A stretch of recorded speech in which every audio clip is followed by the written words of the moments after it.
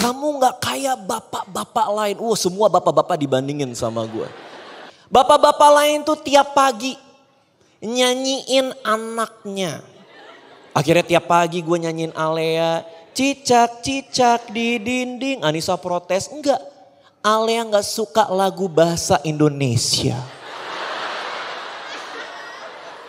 Kamu tahu dari mana? Aku ibunya. Iki ibinyi.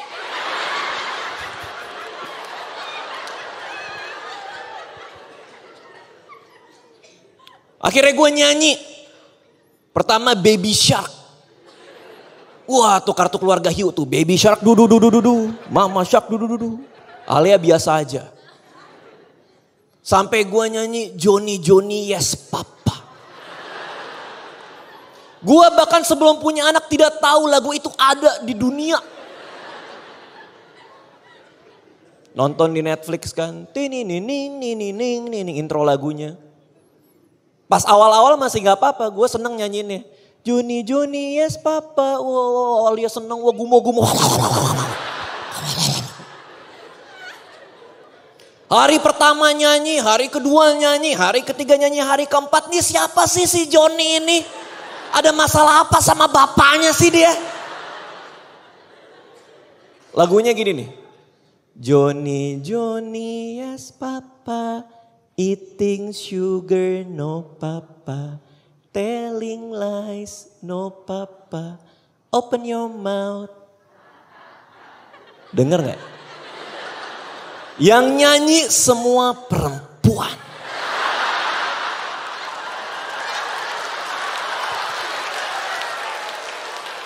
Suaminya di sebelahnya lagu ini lagi. Aku jauh-jauh ke Semarang. Aku mengerti perasaan kamu suami-suami. YouTube gue ya yang paling rame nih. Paranormal Experience. Itu aja gue nyesel gue bikin. Karena video pertama yang viral banget tuh ketika gue cerita ada hantu di rumah gue. Gue bikin tuh 5 juta view langsung. Apakah gue senang? Tidak. Karena sekarang rumah gue dianggap angker oleh masyarakat setempat. Udah menjadi legenda.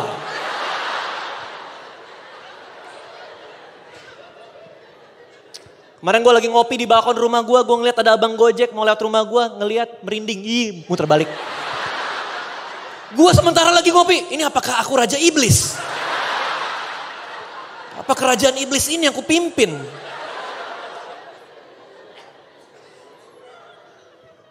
Mau gimana dong? Persoalannya adalah gak apa-apa ya. Kalau yang parno itu warga sekitar. Seperti yang terjadi sekarang. It's okay. Tapi masalahnya yang ikutan parno itu juga orang yang hidup di rumah gua. Pembantu infal pas lebaran tahun lalu. Baru sehari kerja di rumah besoknya menolak membersihkan kamar. Gue nanya kenapa mbak?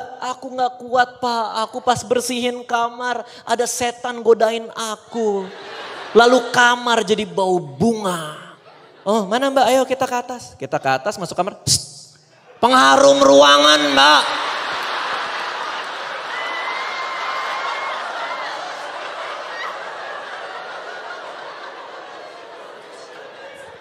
Itu setannya kotak kelap-kelip.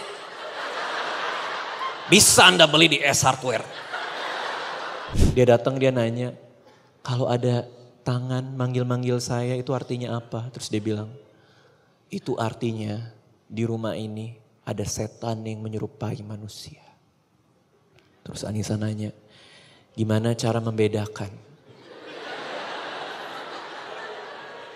Mana setan, mana manusia? Terus dia bilang, gampang bedainnya. Lihat belahan bibirnya. Kalau belahan bibirnya terbelah, itu artinya dia manusia. Kalau tidak terbelah, itu artinya dia setan. 3 minggu kemudian gue syuting film single part 2. Biasanya gue pulang jam 1 pagi, hari itu gue pulang maghrib jauh lebih awal. Dan tidak ada yang tahu.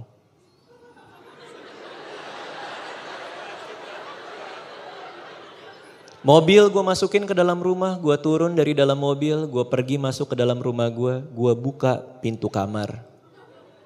Dan di tempat tidur ada Anissa Aziza beserta bayinya yang berumur 7 bulan masih dalam kandungan.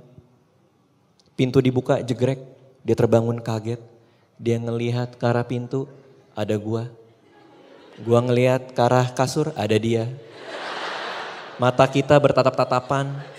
Anissa berdiri terus dia bilang, kamu bukannya lagi syuting?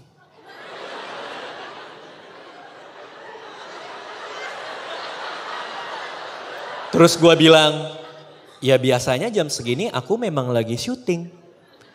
Lalu gue melihat pandangan Anissa berubah dari mata gue ke belahan bibir gue. Di saat itu gue tahu gue disangka setan.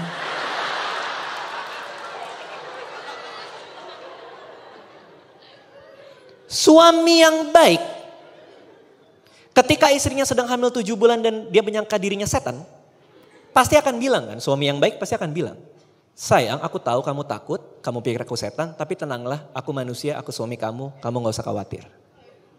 Gua bukan suami yang baik. Jadi buat gue ini adalah kesempatan untuk membalas semua dendam atas pernikahan ini. Anissa dari tempat tidur ngeliatin belahan bibir gue. Gue mundur supaya dia gak ngeliat. Gue berusaha menyembunyikan belahan bibir gue.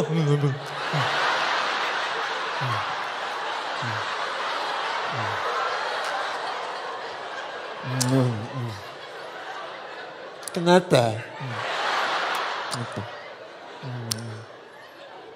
Anissa ngeliat nih gak jelas nih apa ini. Dia maju gue mundur, dia maju gue mundur. Dan saat itu gue ngeliat tangannya udah gemeteran. Keringet dingin. Dia benar-benar yakin gue setan. Dan gue benar-benar senang.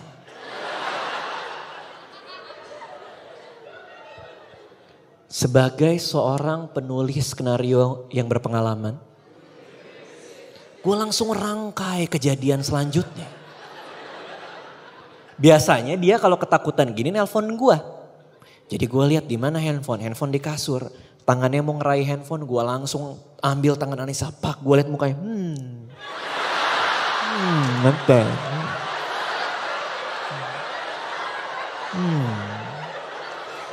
Anissa ketakutan setengah mati, dia gemeteran. Alea di kandungan juga gemeteran. Anissa Aziza itu selalu mempersoalkan hal-hal yang menurut gue tuh gak penting. Kalau dulu pas pacaran kita tuh berantem tuh disimpan gitu loh. Kayak bener-bener penting baru kita ribut. Kalau sekarang semua diributin sama dia. Sebelum gue ke Medan kita ribut lagi. Hanya gara-gara, sekali lagi nih. Hanya gara-gara foto keluarga yang ditempel di tembok.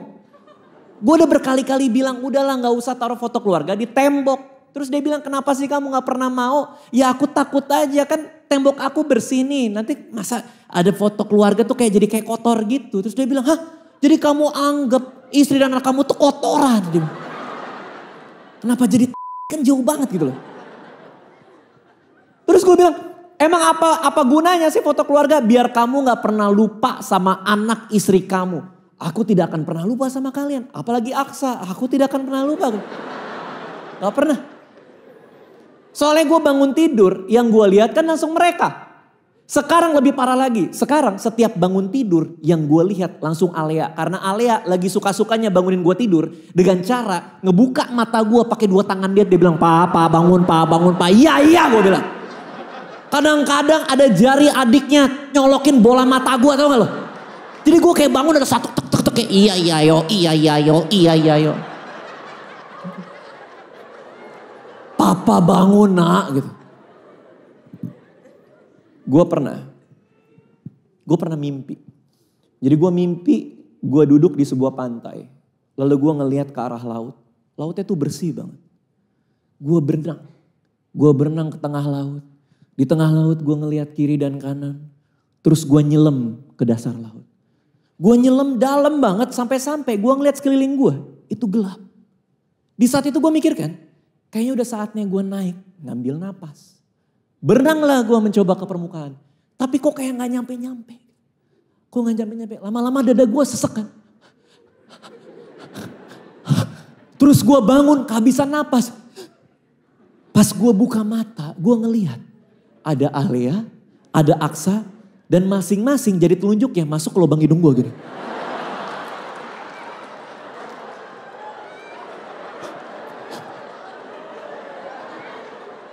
Ini udah masuk percobaan pembunuhan loh. Gue hampir mati loh itu. Sampai ke bawah mimpi gue. Dan raut muka mereka tuh gak ada seneng-senengnya. Jadi mukanya datarnya gini.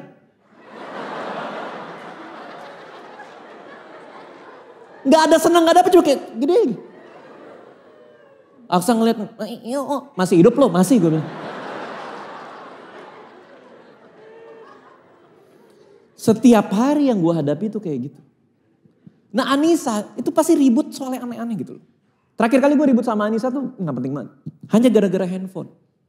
Jadi si Anissa tuh lagi ngoprek-ngoprek HP gue. Gara-gara Gojek gak ketemu kemana gitu kan. Terus aku mau hubungin Gojeknya dia bilang. Minta password kamu dong, password HP. Selama pacaran gak pernah gue kasih. Karena privacy gue bilang. Tapi sekarang udah nikah ya udahlah. Nih passwordnya segini-segini gitu. Dibuka lah, dioprek sama dia HP gue. Di tangannya dia manggil gue. Sayang dia. Suami itu udah bisa ngerasain tuh. Nih sayangnya agak beda nih. Kayak mau ditempeleng gue nih kayak. Sayang gitu. Ya sayang gue bilang. Terus dia ngasih lihat. Ini apa? Dia bilang. Itu handphone gue bilang. Suami kalau tahu dia salah tapi gak tahu kesalahannya apa. Dia kan ngelur-ngelur waktu. Itu pernikahan. Apa yang aku buka kata dia.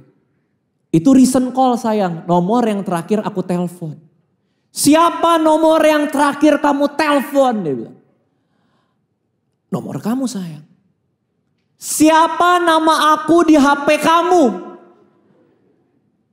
Anissa Aziza sayang. Kenapa namaku Anissa Aziza? Kenapa lagi? Apa ini? Kayak gimana gue bilang, kenapa namaku Anissa Aziza? Kenapa namaku Anissa Aziza? Ya aku gak tahu, tanya ibu kamu. Aku gak tanda tangan akte kelahirannya gue bilang. Kenapa namaku Anissa Aziza? Aku gak tahu gue bilang. Kamu tega ya. Nama aku di handphone kamu Anissa Aziza. Ya udah aku ganti jadi Sunario AC mau. Ini aneh juga nih. Tapi ini menimbulkan keuntungan buat gue. Gue ada penyakit baru lagi nih. ada. Ya itulah. Selalu ada keseruan di hariku. Penyakit baru lagi nih. Cedera pita suara. Bener. Ini karena gue kemarin tur 55 kota ya. Ada gue di satu kota karena gue main Sabtu Minggu gitu kan. Gue cedera pita suara. Kayak ada sesuatu di tenggorokan gue kan. Terus disenterin sama dokternya. Kelihatan pita suara gue bengkak. Gue nanya obatnya apa dok? Puasa ngomong Pak Radit. 3 hari gak boleh ngomong apapun. Gue bilang ke semua orang, gue puasa ngomong kita lewat WA aja. Gue pulang ke rumah gue kasih tahu Anissa. 3 hari itu ya teman-teman, itu hari terbaik dalam hidup gue. Karena gue gak harus ngomong sama istri gue. Ini Anissa gak tahu ya. Tapi sebenarnya kan disuruh cuma 3 hari. Gue bilang ke dia 7.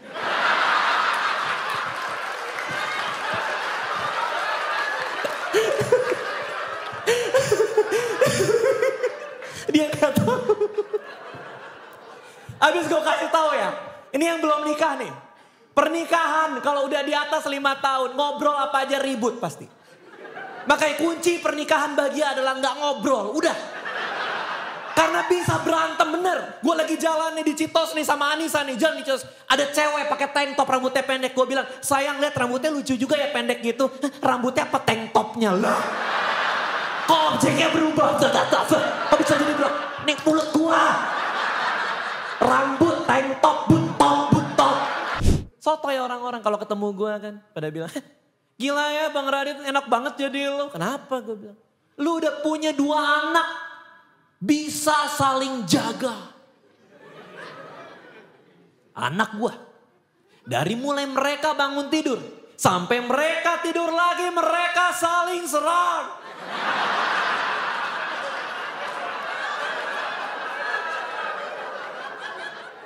Alea lagi main, adiknya datang nyamperin kan. Pak gitu. Digampar. Gambarnya pakai gambar terbuka, tahu nggak gini? Bukan gambar tertutup. Gambar terbuka. Kaget gue di depan mata gue. Kaget gue. Gue nanya, hei Aksa sini. Kamu kenapa gambar kakak kamu? Pengen.